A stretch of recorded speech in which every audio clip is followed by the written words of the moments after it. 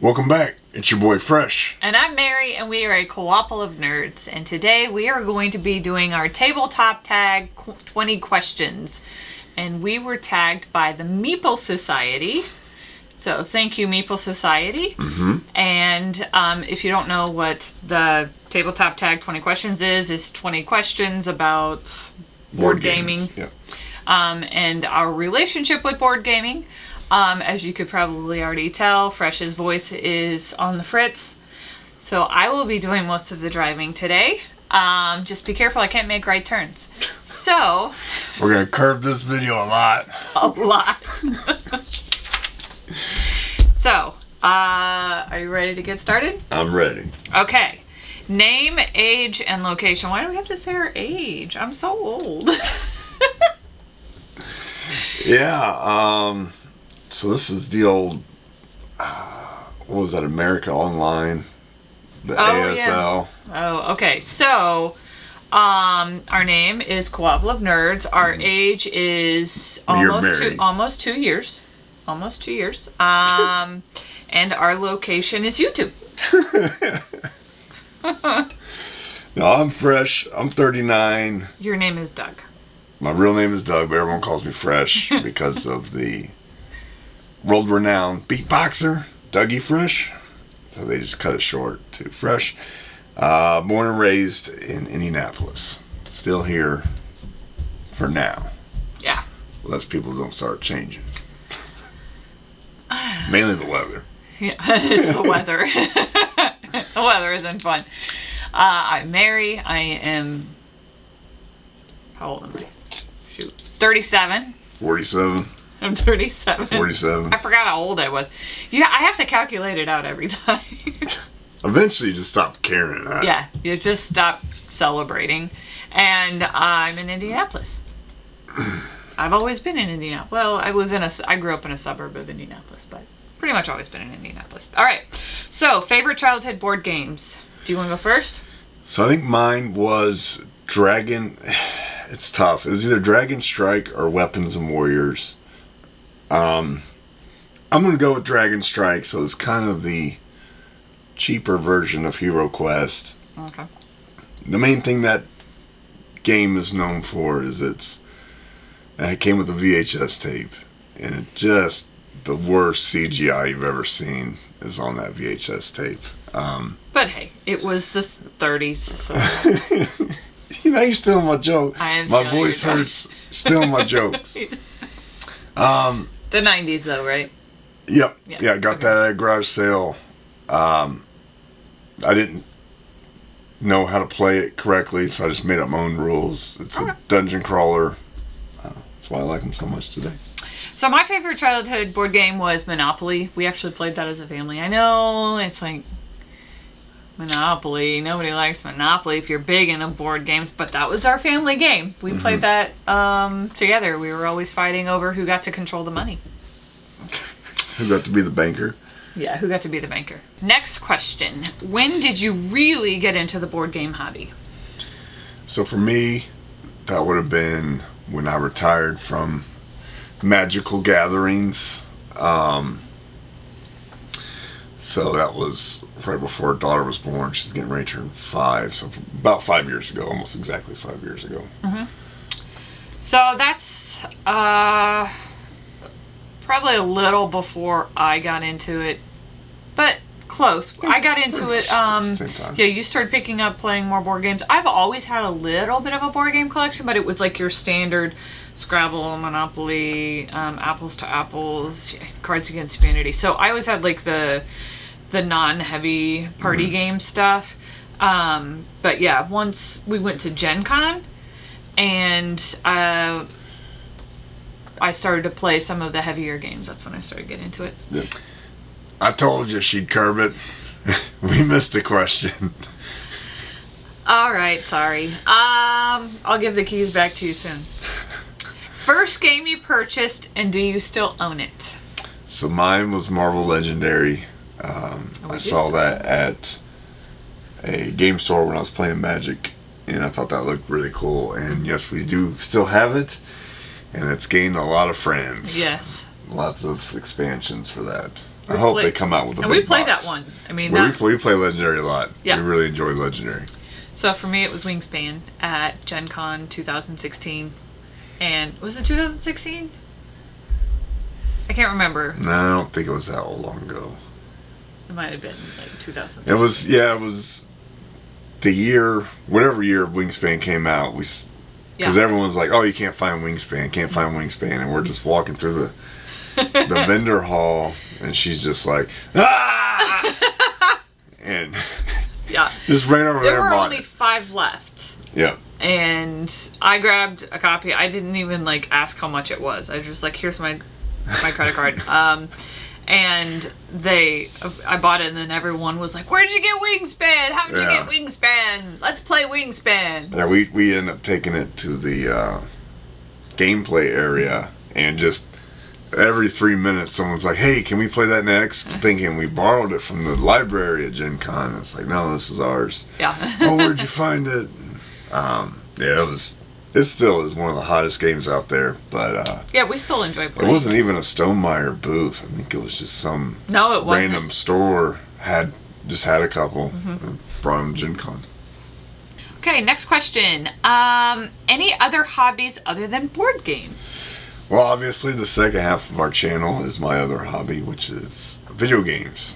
So we got about 1,000 video games. We're also big into movies. Yeah. I'm big into movies.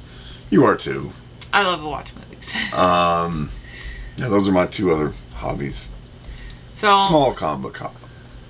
But my biggest other hobby is crafts. And anytime I say that, people are like, well, what specific craft do you do? And it's like, I do a little bit of everything. So I do some painting, I do resin, I do beading, I make little knickknacks, like recently I made a bunch of wreaths, and you're working on the pumpkin things, you're working on the so I make little pumpkin coffee scenes. table. I'm making a coffee table for down here, I'm painting a coffee table for down here, so I kind of do a little bit of everything. But if it's crafty, I enjoy doing it, and I also do crocheting. I don't knit, I crochet. Okay, so your breakthrough game. I'm gonna say Magic the Gathering. I think that was the game that really got me into it. Now, some people may say, well, that doesn't count, but that was the game that lured me towards hobby stores, which then became into board games. So I think that was the one that really broke me into it. I traveled all over the Midwest, and I probably got to a level of semi-professional. I was regularly cashing in tournaments, but I didn't have a sponsorship. Close though. Close. I had a couple offers. You were getting close, and then didn't work out. So for me, my breakthrough game, without hesitation, is Pandemic. I played Pandemic, and I was like, I loved the mechanism, and I love that it was cooperative. I had never played cooperative games before. So I really loved that, and that it had so many moving parts compared to other games that I played. I mean, we've played much more complicated games since then, but that was the game that was my gateway game. Right. And I always remember that when I played Pandemic, it just kind of exploded from there for me. So, a theme that always draws you in. For me, obvious horror. More specifically, Universal Monsters. If you put Dracula, Frankenstein, Invisible Man on the cover of your game, I'm probably gonna pick it up. Yeah, we try to collect all the Universal Monster movies if we can. They're a lot of them public domain, so aren't they? No. What's the ones that public? That's Cthulhu. Cthulhu's okay. Public domain. But yeah, we try to get all of the movies, so we have several collections. For me, the theme is always detective games, because I watch a lot of horror shows. Murder shows. Yeah, murder shows. Same thing. If I ever go up missing, I did not just leave. I was murdered. So I could never hurt anybody because I have necrophobia, so I'm afraid of dead bodies. So I could never honestly purposefully kill somebody. So But yeah, I don't know why having necrophobia like I do, and then being so fascinated by murder shows.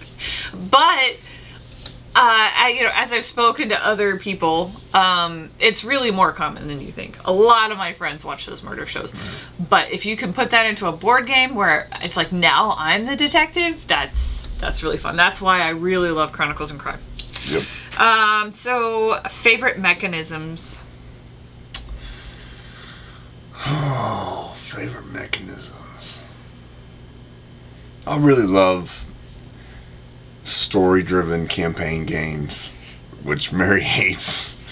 So I don't get to play it very often. It's not hates. It's just I don't have a lot of patience for them. They do take a lot of time. They do take a lot of time. And I'm a little bit of ADD, I think. So I have to.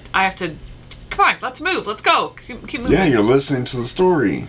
No, it's too slow for me. It's like you get to play out your own movie. Yeah. And there's background information and different That's things. why I don't coming completely in and out. hate it. I do enjoy the story, especially if you can, if the theme and the story plays really well into the game itself. Mm-hmm. If you can really make me feel that theme, I'm going to enjoy it a lot more. Example would be Robinson Crusoe. It's not a campaign game, but it's a game that was very thematic, a huge game, and something that probably a long time ago I never would have thought that I liked, but considering how strong the theme is through it and the story that it tells. But yeah, that's a small story. Yeah, you're talking like a book, a novel. Right, yeah. It's like a Gloomhaven where it's like this constantly evolving story. And You're the just choices killing so many monsters. Well, I get so that's more of tired the of killing dungeon them. crawler part of it. Yeah. There's other games like Holding On, The Troubled Life of Billy Kerr, where it's a story game and you're trying to save this guy's life and his story's unraveling to you as Well, you we play. played that one at the retreat that we really enjoyed. That was also a story game. Legends of Andor. Yes. That was a story game. Yeah. Yep. I really enjoyed that one too. So mechanisms that I really like are I like worker placement. I like resource management is big. I like cooperative games. Yeah, that's my favorite mechanisms. I would say. So you just pick 3 of them as your favorite? A lot of favorites. I have a lot of favorites. There are certain things that I look for. Yeah. Okay. Okay. A mechanism you don't like or that you aren't good at.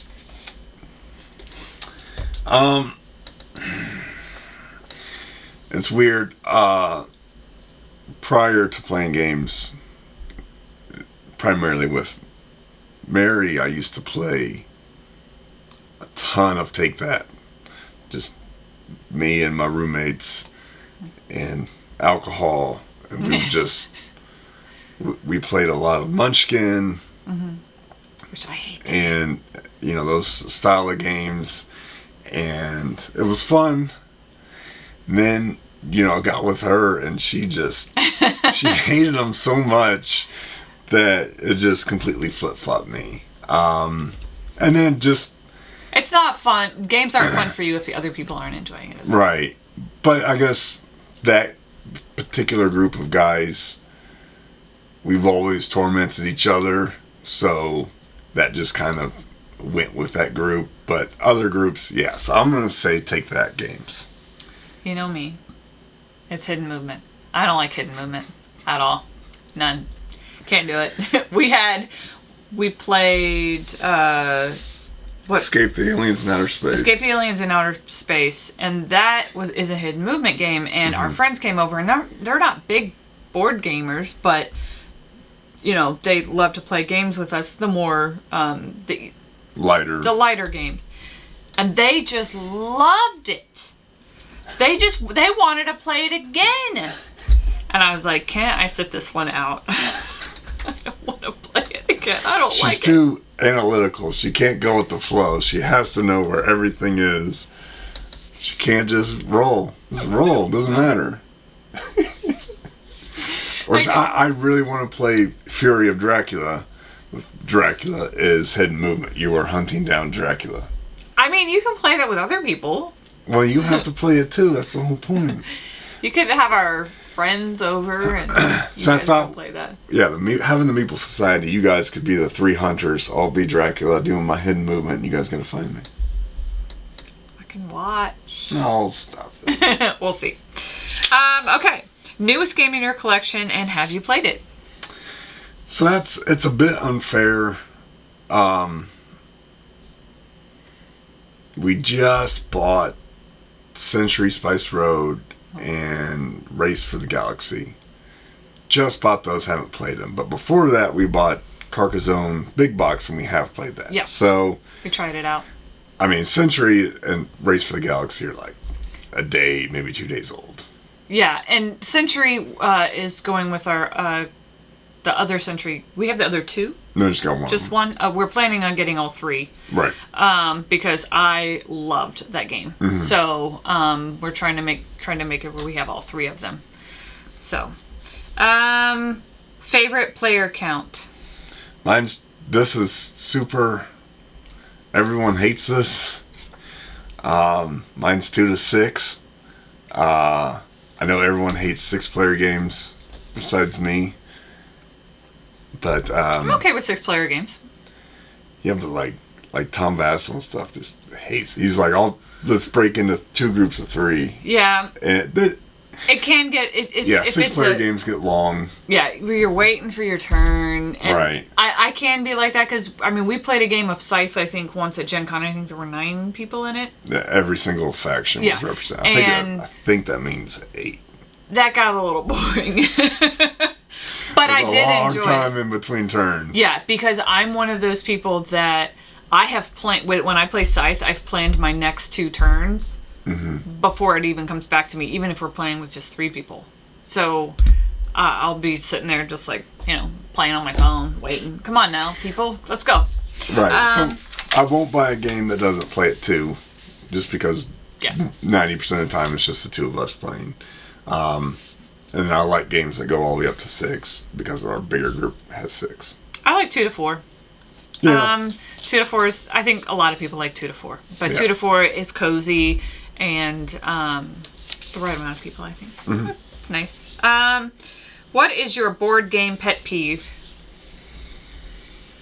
Oh man, what was yours?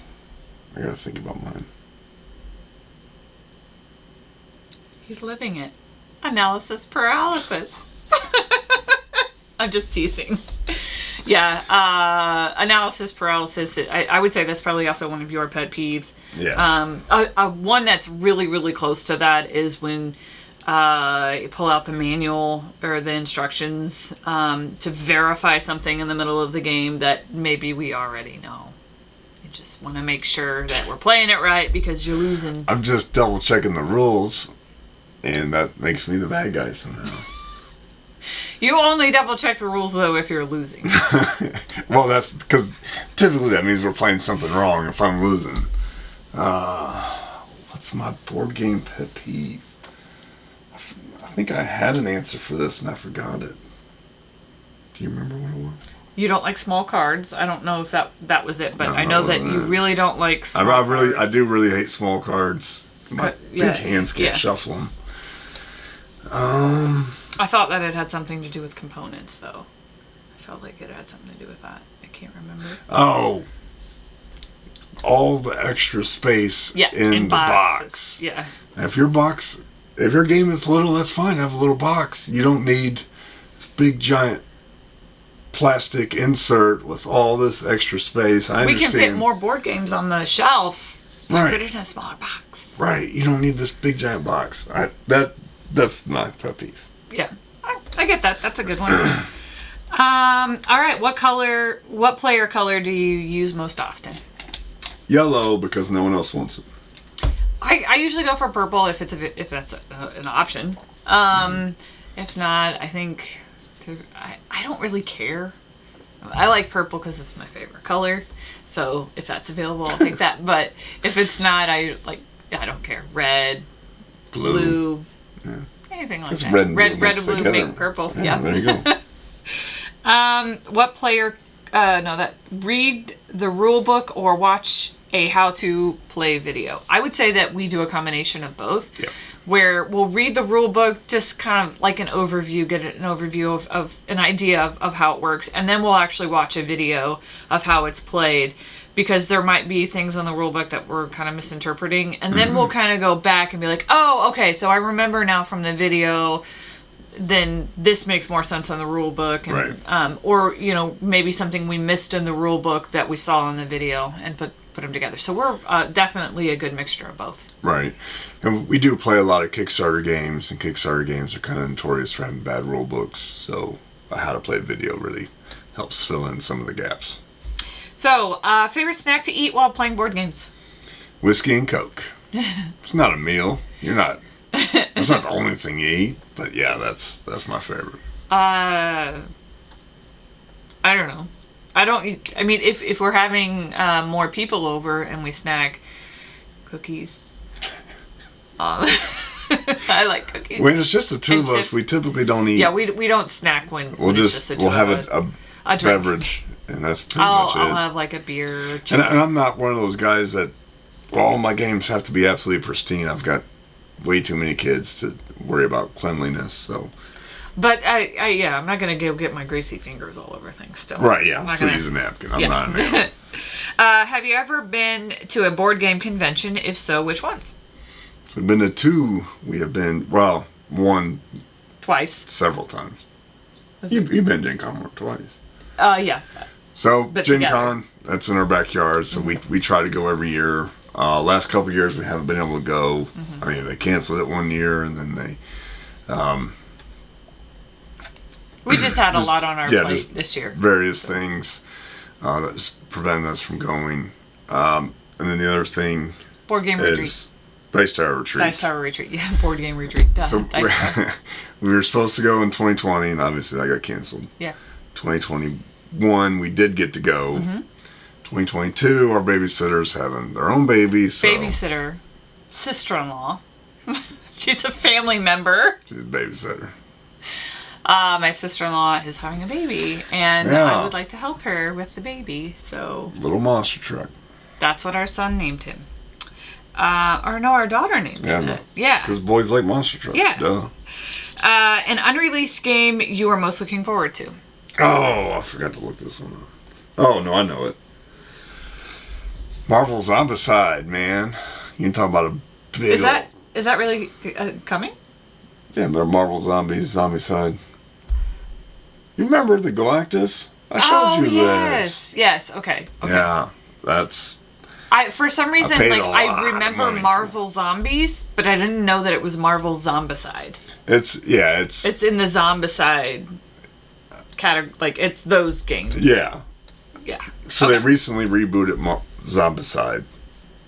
So they got all those expansions. That's all the old stuff. The first edition. They redid the second edition, and this is sort of a spin-off of that. Okay. With the Marvel characters. But Marvel Zombies is probably my favorite comic book run of all time. I've got them all hardback. And big, chunky miniatures. It's going to be awesome. So, I'm looking forward to... You got Honey Buzz. Yeah, with Honey Buzz expansion. Fall Flavors. So Honey Buzz has already been released, but yeah, the Kickstarter... You said Fall Flavors. Fall Flavors. And then a new one now is Junk Drawer. I'm really excited about that one. Mary's all about organization.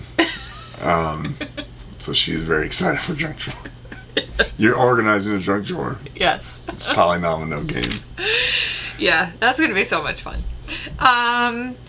What is your favorite thing about the board game hobby? I think it's people.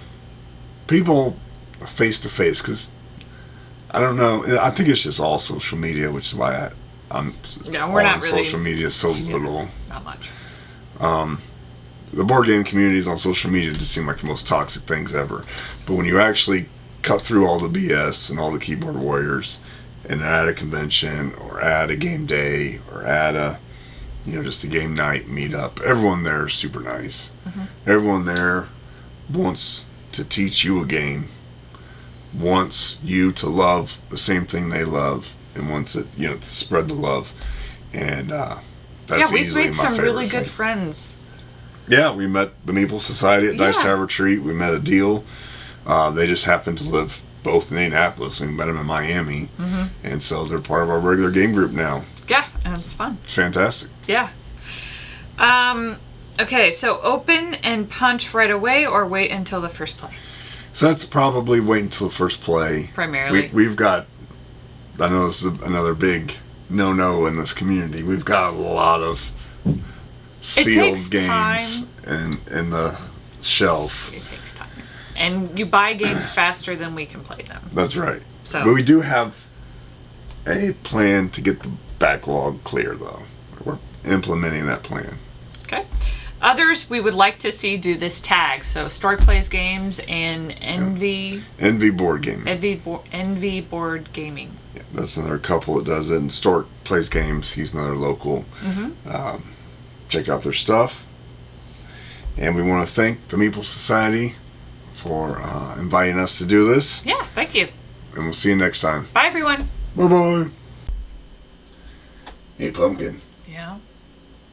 Who's coming to my basement? Me. You see my craft supplies everywhere. I'm talking about this weekend. Oh, my father and his wife. Barely even notice they're here.